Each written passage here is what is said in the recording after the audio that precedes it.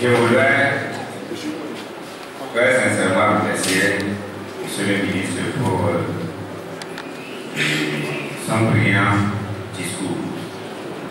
J'ai pu noter, permettez, qu'il nous a rappelé notre impérieux devoir de former les citoyens. En contrepartie, il a fait remarquer que notre droit, c'est le sacrifice, c'est le sacerdoce. Et la conclusion, il nous a rassuré aussi que la récompense est au bout de l'effort. Certainement dans le sacrifice. Et je voudrais tout simplement faire remarquer que nous avons tous déploré les événements passés à cette fin d'année et nous ne souhaiterions plus que l'école revienne sans la sérénité requise pour le développement du pays. C'est dans ces soucis que j'ai pu noter dans l'intervention de M. le ministre qu'il y a un statut particulier de l'enseignant que nous devons noter et négocier. Et en même temps, j'ai pu comprendre que ce statut est en cours d'élaboration.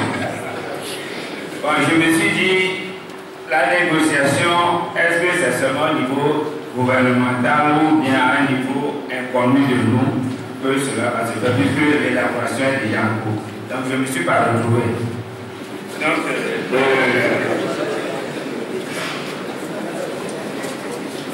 Monsieur le ministre, très sincèrement, je voudrais dire que l'enseignant togolais souffre beaucoup.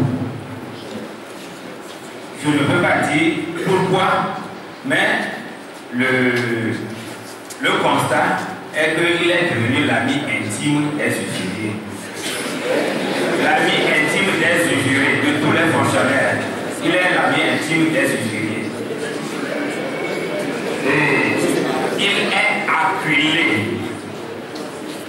Ce qui fait qu'en classe, il n'est plus disponible. Il se cherche, il est plein de soucis, ce qui n'est pas bénéfique pour notre métier, qui en principe demande beaucoup de disponibilité pour la réussite de notre action. Et je voudrais tout simplement que l'on nous rassure cette fois que malgré les contraintes budgétaires, il y a la volonté politique qui va marquer enfin la fin définitive des exercices de diversion et autres auxquels on nous a habitués. Je vous remercie.